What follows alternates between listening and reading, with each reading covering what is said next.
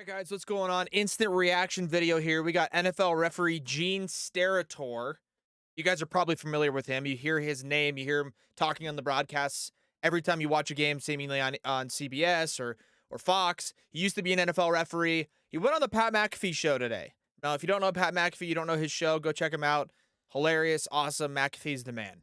He had Gene Steratore on the show today. We're gonna do it pretty much an instant reaction to this video because I wanted to make sure that I got, unfiltered, raw reaction because he puts up clips from his podcast on Twitter, and we're going to talk about this. We're just going to have an instant reaction, give our initial thoughts, might be pausing the video throughout the video, but we're going to go straight over to the old Twitter page. This is Pat McAfee's page. This is the video. How do we fix the officiating? You just have to get better, fluid navigation right now, where we go with the technology. I wanted to do an instant reaction because I feel like this will give us some insight, but also Gene Steratore's kind of a cheese ball. I don't know. We'll figure it out. Let's go full screen here. Hey, 59 million people watching at its peak, Chiefs Bengals, in the entire internet. And obviously the internet is what it is, but the internet should be taken seriously because it is at least a focus group of what people are actually thinking.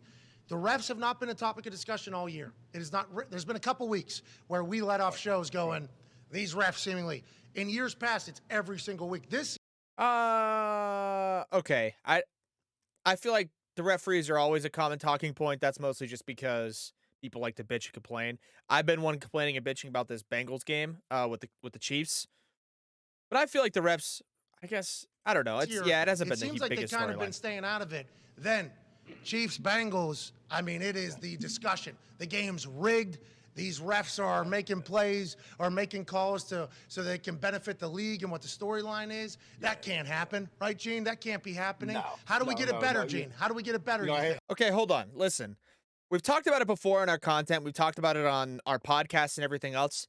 The reason that people were saying that, it's not because everybody's a conspiracy theorist. It's because there's no other way to justify how the calls were going in that Bengals-Chiefs game. There is no other logical explanation to sit back and go, you know what, that made sense and that didn't, and this and that, because of this call, because of this play.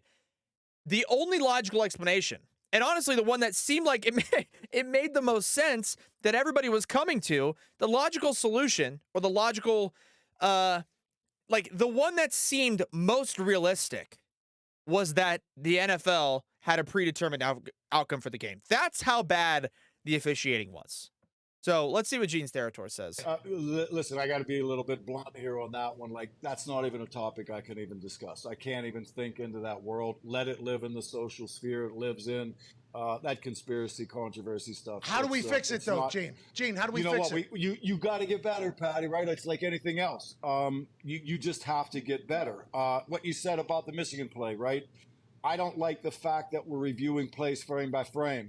Catches look like somebody's had the ball for a light year when they haven't had the ball for a second. There's 200 plus frames per second. So, review plays at 25%, 30% slower than real time. And if it doesn't jump off the screen at you from that point on, move on. It's not a big enough play to overturn. I think we're in that a little bit, overly technical, right? So some of that gets in your head. You know what? I actually agree with that. I think that that's a pretty good take. Or I don't know if it's a take or it's a rule or whatever's going to happen, but that's pretty good from Gene Steratore, if I'm being honest. Because we do take the time to we just break these plays down in like jumbo, super high def, mega slow-mo. Like the slowest of slow-mo. It's like 1 pixel. It's like the ball's coming in. It's like just run it back at 70% speed. So it's like, here's the ball coming in, feet down. Does it look like a catch? Right? We had that Jamar Chase play in Buffalo against the Bengals in the playoff game, and every indication was that was a touchdown. The rules indicated that it wasn't, and I thought it was a 50-50. A lot of people freaked out and said that was a touchdown. I get it, But when we watched it back in decent amount of motion, I think, you know, he lost possession, whatever. That is neither here nor there. I think that point from Gene's territory is good. We have to stop being so hyper technical, jumbo, super slow mo, because then we do. Then we see that the call is like, well, I guess it's not a catch. And then, oh my God, how did the referees miss that? It's like, because the referees don't see in slow motion. So I agree with that. I do agree with that. That, though, isn't the problem of what went on with the Bengals and the Chiefs game. And I don't love that Gene's territory is deflecting as much, because we all know that the real problem was them running the plays back and missing obvious holding calls and blocks in the back. Little bit overly technical, right? So some of that gets in your head too. You're trying to get a play right in real time. Now you get reviewed in this frame by frame world where you know what you saw was ball movement. He doesn't possess the ball. I've got a feel for that out there. Now we go upstairs. They're click by click, click, click, click. All of a sudden it's changed. It gets in your psyche a little bit. Now you're a competitor. So now how do I get to that level to get that right? Or do I become less aggressive, right? Because I'm apprehensive on that.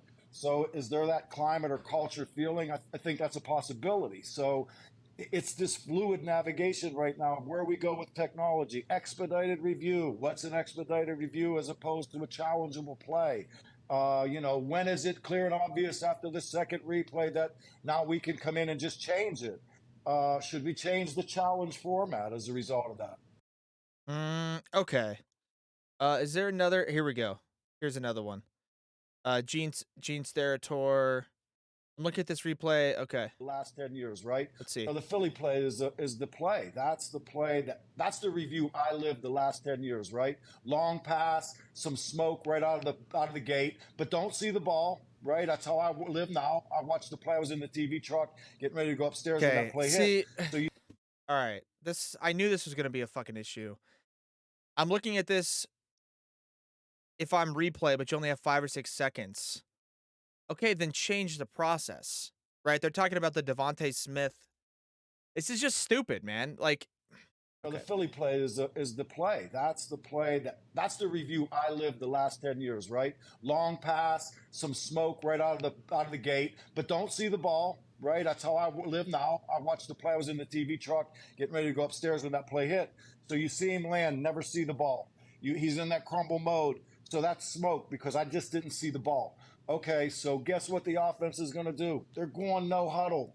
They're running 40 yards, right? Keeping the same defensive package in. Also knowing if they go no huddle, no defensive substitute, no match, no 6 seconds of matching time to get the third replay up. So the chess match begins right in that 5 seconds. They get up there. It's early in the game. Does Coach Shanahan want to throw like now? Because if I don't get this with right, no matter what happens, I only have one more right or wrong after that. So now this whole element comes into play. And, you know, this play, that's smoke, right? There's smoke there. All right, so now I'm looking if I'm replay. What does that mean? What is he saying? There's smoke there. There's smoke there. Does that mean it's not easy to see? Is that what that means? It doesn't matter if there's smoke or no smoke. Look at it. Make sure you got the call right. Put all 7 angles of the... Listen, just like this with my face right here, right? Devontae Smith makes that catch. Take all 12 camera angles you have on one screen, put one here, one here, one here, one here, one here, one here. These are all different camera angles. All of them. Put them all together on the screen. Play them all back. Literally, run it, rip it back in real time, play it again in 70% speed, and then you go, oh, that third angle over here on the right, look, the ball's moving. But why are they going one replay by one replay? And this whole smoke thing, what is he saying? So now I'm looking if I'm replay, but I also only have like 5 or 6 seconds, so TV can't bring in 2 or 3 more angles than that before the snap occurs. Okay. I mean... It's like, damn, how do these people get picked for these roles? Like, Carl Sheffers is the ref for the Super Bowl. His crew was the most flag-happy crew of the year. This is what's being reported now. It's all-star crews, right? These are the best refs. Who's scoring that? Who's judging that? And does the NFL know that, hey, like on the Super Bowl, 150 million, we cannot have what just took place in the AFC Championship? Is that something that's being talked about, or is it just assumed? No, that's what's being talked about. I Okay. mean, because that's reality, right? I mean, this is reality. And as you said, this isn't Carl Scheffer's crew. This is a selection that goes through a very detailed grading process. I'm sure very similar, and I mean this humbly, maybe even more meticulously than you guys were graded in your game film when you sit down and watch every play from 4 angles, and Nice. they'd I meticulously didn't know that, downgrade you, Gene. I right? didn't. That happens every week. Yes, every single week, every single play from at least 3 camera angles and possibly a close-up angle if you got to hit on a quarterback. So we watch coaches tape sideline, coaches tape end zone, TV cut, and then possibly ISOs on that play if it needs even more scrutiny. So look, I was downgraded by the Skycam Yeah, see, that's a couple times. How do you get downgraded by the Skycam? okay. So he's saying that the referees are graded, scrutinized, reviewed, based on the footage they look at after the game. I guess it just depends on the severity, I guess, of the missed call. But do they look at non-calls? Do they look at every play and the severity of like the how drastic that non-call or call was on the outcome of the game? And then based on that, do they reprimand these guys? I mean, I guess he said he got downgraded or whatever, but like the Bengals Chiefs guys need to be like their employment needs to be evaluated. I'm not saying like I don't know, these guys maybe don't deserve to entirely lose their jobs, but it's like don't put them on playoff games like ever again. How do you respond to that grade? You say, look, put me on a wire and fly me over the stadium. I can get that play, but I can't get that play from 12 yards. I can't see. There's 700 pounds of humanity in between, but that's the reality of it. That's the level of scrutiny that we went through. Grading in the NFL and that work through process was a 6 to 8 hour process every week, no matter what. You responded to every play, and that's the way that world works. So Who is it grading? Who is it grading, Gene? And selection, you know what? I don't know the exact number. I'll tell you, there's between 8 and 10, retired officials or people in those positions, right, that are looking. Every position has a trainer that more than likely was a long-time official or someone of that magnitude in that position. So there's multiple levels of evaluation. Okay, there's multiple levels of evaluation. swallow the whistle. This is about the Patrick Mahomes final play. Like the scramble he had where he ran out of bounds and um he got hit out of bounds, unnecessary roughness, 15 yards, moved up the ball. Chiefs kicked the game Let the winner. players decide whether or not this is. Swallow the whistle is what you hear a lot of players say. Like, let the players do the thing. But then at the end of the play here, Gene, end of the play obviously becomes the late hit, heard round, literally the world. He was clearly out of bounds. Have to call this, Gene? Got to call it. Yeah, got to call it, Pat. This is 2 feet in the white. Look, Osas is hustling, right? You guys know how quick this occurs. But, at this point, this isn't one of those tiptoes, a tiptoe, and right before his foot hits the white, he gets blown up. 1, 2, boom, I'm finishing you. It has to be called. Mahomes That's just kind a of foul. That's a flopped, foul the man. first play of the game. It's a foul the last play of the game. That's where that play has to live. Yeah, his right foot's out, left foot out. Well, they said he's hovering. He's not necessarily there. It's like, and he's a quarterback, Is there Look, the one that used to bother me a little bit, not bother me, that was hard for me, and it's with the younger quarterbacks, the Lamar Jacksons, my day, Michael Vicks, those ones, Cam. They would start up the sideline, right? And then try to get that extra 1 more yard as they go north and south, and we don't know if he's in or out, and now all of a sudden that foot just hits in the white and he gets blown up. I wouldn't call that. You know what I mean? Because you're trying to get out of bounds. This is an insignificant yard. Don't be tightrope in here, and then your foot just hits the white and you get blown up. And you want me to what now? Protect that? No, go out of bounds. Leave the yard for the next down. Don't put me in that box. I'm not protecting you there.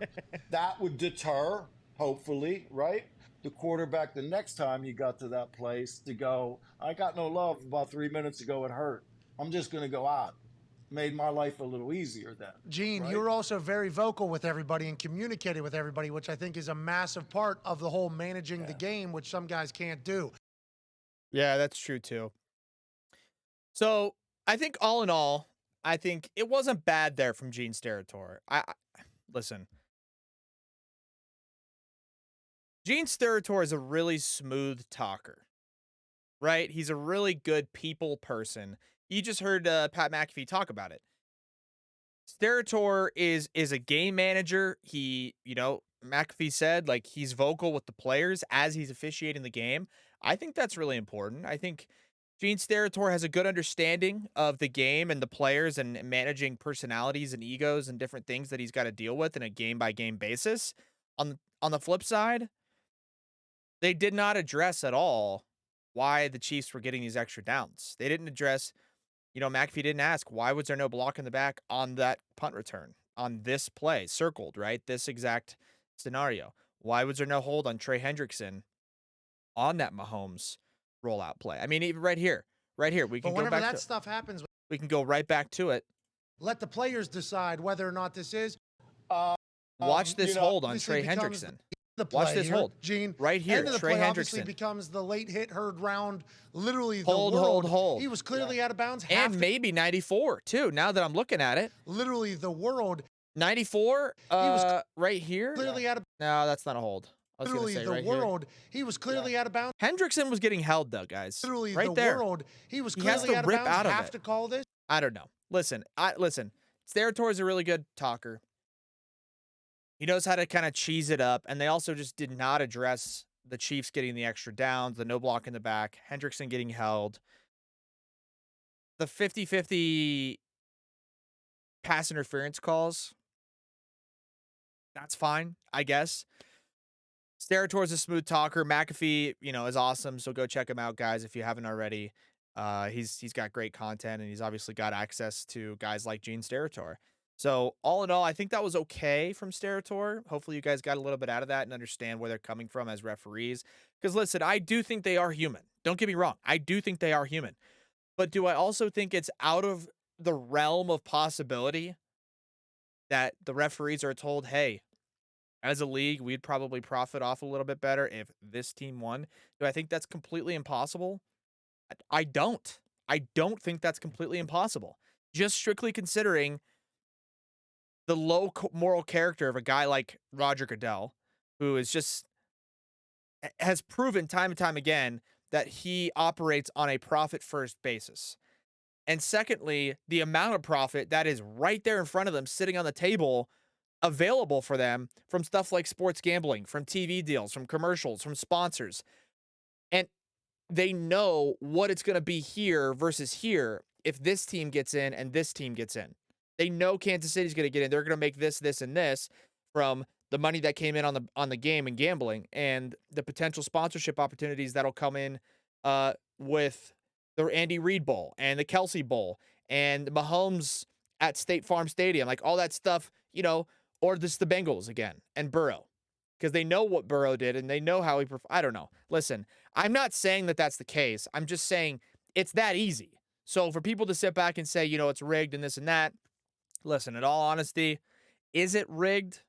I would say it's more likely that it's not than it is, but that doesn't mean that there's a 0% chance that it is in some capacity predetermined or not predetermined. I mean, you've heard about it. You've seen it in the documentary that I think it was ESPN did on Tim Donaghy, the NBA referee who got in trouble, big time in trouble for basically gambling and taking bets on the games that he would officiate as a referee.